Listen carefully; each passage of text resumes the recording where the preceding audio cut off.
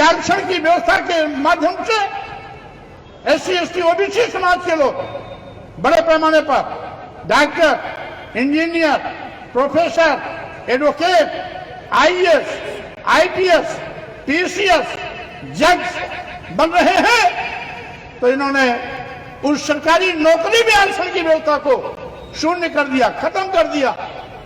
यह सरकार अपराधियों के खिलाफ कार्रवाई करने के बजाय अपराधियों को बचाने का पाप करती है, क्योंकि वो जो भी अपराधी हैं या तो माननीय मुख्यमंत्री की बिरादरी के हैं या भारतीय जनता पार्टी के पालतू गुंडे हैं जो भारतीय जनता पार्टी के संरक्षण में इस प्रकार की आपराधिक घटनाओं को किया करते हैं। अपनी जनता पार्टी सरकार बनने का अगर मौका मिलता है तो जितने भी गुंडे, माफिया, अपराधी आज नंगा नाच कर रहे हैं, एक एक का हिसाब किताब किया जाएगा।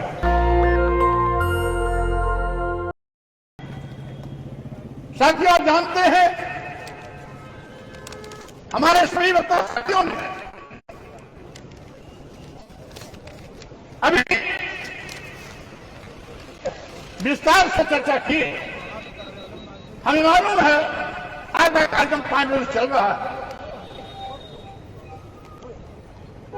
और सभी साथियों ने अपने अपने तरीके से आज जो महत्वपूर्ण मुद्दे हैं उनको उठाया भी है। आप सब जानते हैं आज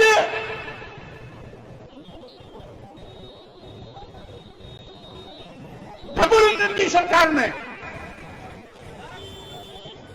इस देश को दीमक की तरह चाट कर, लूट कर खोखला बना दिया। सरकार की गलत नीतियों से देश का करोड़ों करोड़ों नौजवान बेरोजगार हो गया है। भारतीय संविधान निर्माता बाबा साहब डॉक्टर अम्बेडकर ने संविधान के अनुच्छेद 15(4), 16(4) में इस बात की व्यवस्था की थी कि सामाजिक शैक्षणिक पिछड़ेपन के शिकार लोग आरक्षण के माध्यम से प्रतिनिधित्व सुनिश्चित करने के लिए सरकारी नौकरियों में इनका कोटा फिक्स किया जाता है। अनुच्छेद 340 के अंतर्गत पिछड़े वर्ग के लोगों को भी आयोग का गठन कर समय समय परीक्षण करा करके सामाजिक शैक्षणिक पिछड़ेपन के आधार पर उनको भी आरक्षण दिए जाने की व्यवस्था की।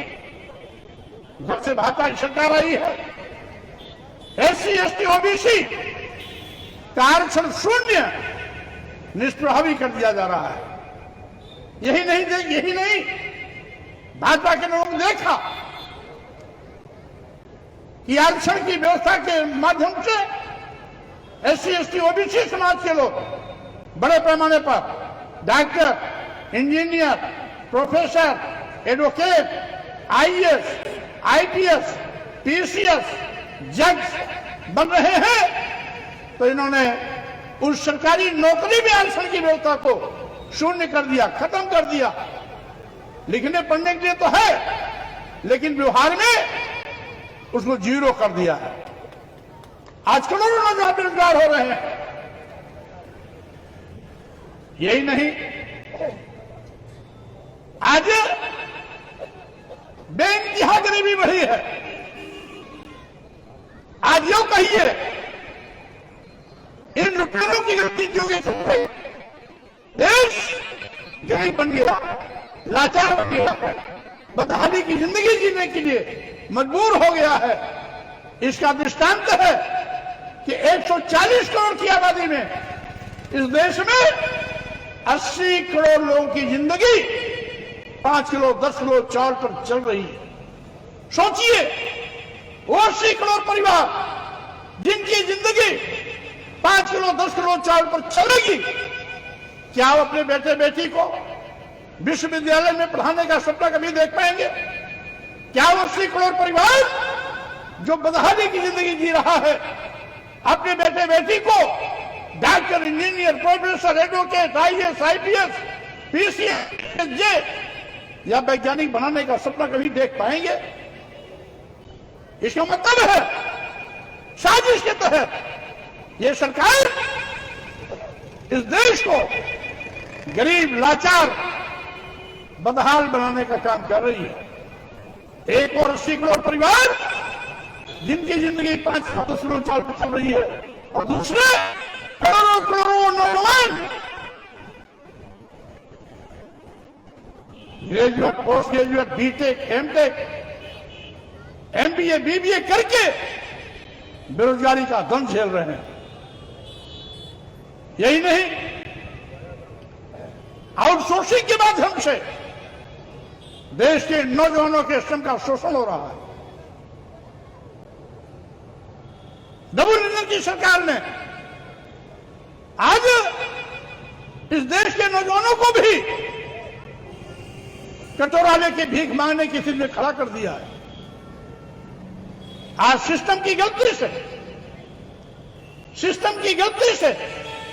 सरकार की गलत नीतियों से देश का नौजवान जब अपने विवेक से अपना रास्ता चुनता है,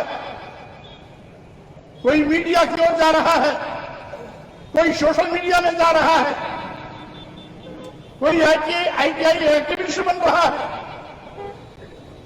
कोई अन्य किसी माध्यम से अपने जीवन को बेहतर बनाने के लिए कदम आगे बढ़ा रहा है, तो इस देश का सर्वोच्च न्यायालय का मुख्य न्यायाधीश उसे काकरोच कहता है। शर्म आनी चाहिए। ऐसे लोग जो कोलिजियम के नाम पर जब तो बन जाते हैं, लेकिन उनकी मनवादी मानसिकता उनके दिमाग से बाहर नहीं निकलती है, और देश के नौजवानों को कूड़ा करके और काकरोच कह करके अपमानित करने का काम करते हैं। ऐसे लोगों में निंदा करता हूं। कहने के लिए 2014 में मोदी जी आए थे, कहा था हम महंगाई कम करेंगे। आज तक तो महंगाई कम हुई नहीं। 300 रुपए वाला गैस भले 1000 के ऊपर चला गया। 54 रुपए लीटर वाला डीजल सैकड़ा के पास पहुंच गया। 60 रुपए वाला लीटर डीजल पेट्रोल 100 के पास चला गया।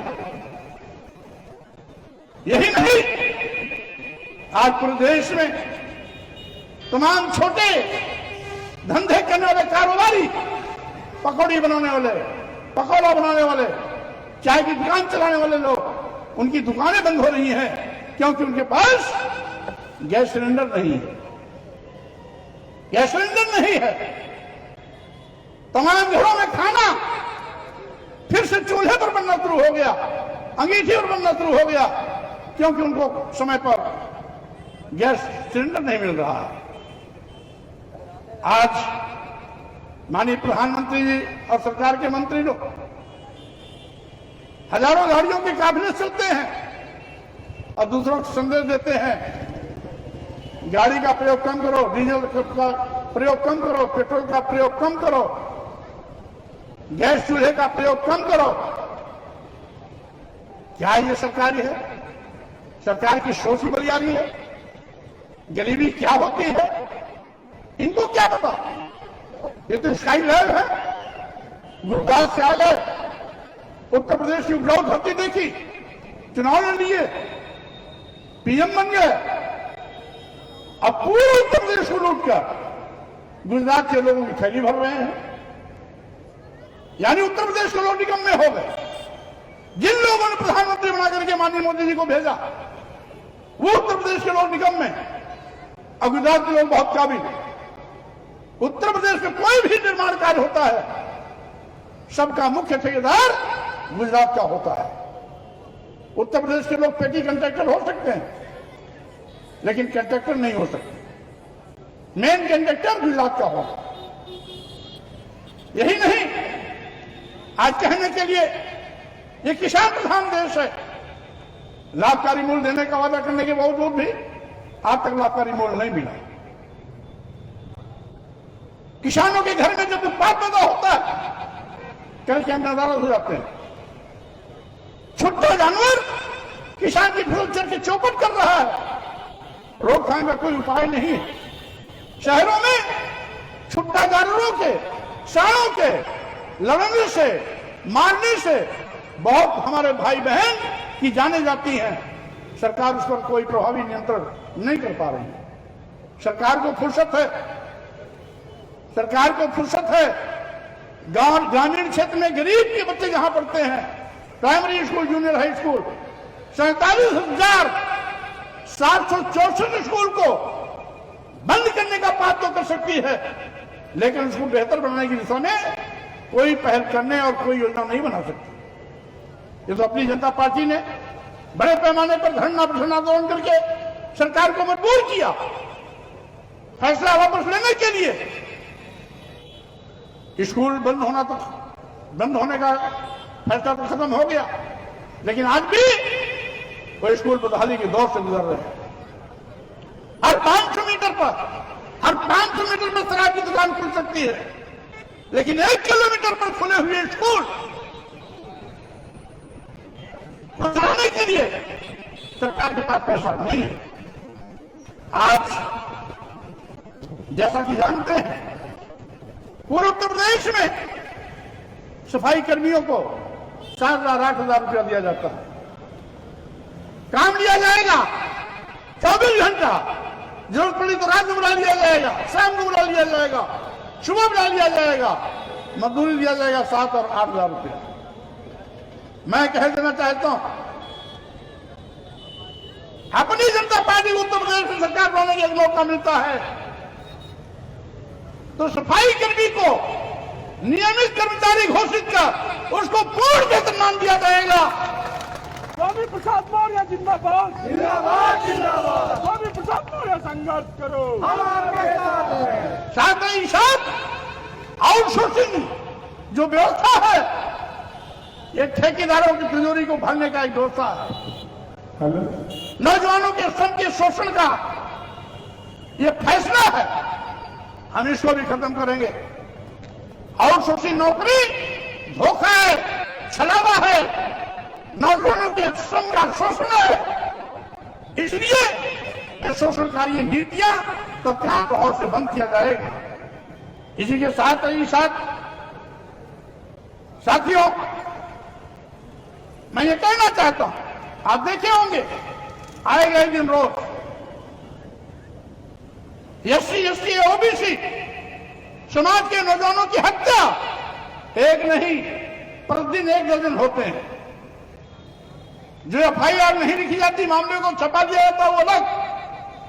दर्जन भर मामले ऐसे होते हैं जहां किसी न किसी दलित, आदिवासी, पिछड़े समाज के नौजवान की हत्या होती है। अभी 4 दिन पहले माननीय भगवती सागर जी और हमारे जिलाध्यक्ष कानपुर नगर, कानपुर देहात, कानपुर ग्रामीण के नेतृत्व में एक प्रतिनिधिमंडल गया था जहां एक कोरी समाज के नौजवान की बुरी तरीके से पिटाई की गई थी। मर जाएगा ये समझ कर उसको छोड़ दिया था। FIR तो दोनों लिखी गई, लेकिन अभी तक कोई कार्रवाई नहीं की। इसी प्रकार की घटनाएं, हमारे पास 1 दर्जन से ज्यादा नोट है। मैं कहीं खुद जा रहा हूं, कहीं हमारी पार्टी का प्रतिनिधिमंडल जाता है, दबाव बना के मैं कार्रवाई करने की कोशिश करता हूं, लेकिन साथियों, यह सरकार अपराधियों के खिलाफ कार्रवाई करने के बजाय अपराधियों को बचाने का पाप करती है। क्योंकि वो जो भी अपराधी है, या तो माननीय मुख्यमंत्री की बिरादरी के हैं, या भारतीय जनता पार्टी के पालतू गुंडे हैं, जो भारतीय जनता पार्टी के संरक्षण में इस प्रकार के आपराधिक घटनाओं को किया करते हैं। मैं कहना चाहता हूं साथियों, देर हो सकती लेकिन अंधेर नहीं। अपनी जनता पार्टी सरकार बनने का अगर मौका मिलता है तो जितने भी गुंडे, माफिया, अपराधी आज नंगा नाच कर रहे हैं, एक-एक का हिसाब किताब किया जाएगा, कोई बख्शा नहीं है। दस्तक की आपसे गुजारिश है कि अगर इसको बचाना चाहते हैं तो नेशनल दस्तक को सब्सक्राइब करने के लिए रेड कलर के सब्सक्राइब बटन को दबाएं, फिर बेल आइकन की घंटी दबाएं। नेशनल दस्तक को बचाने के लिए बहुत जरूरी है कि हर खबर को शेयर करें, लाइक करें, कमेंट जरूर करें।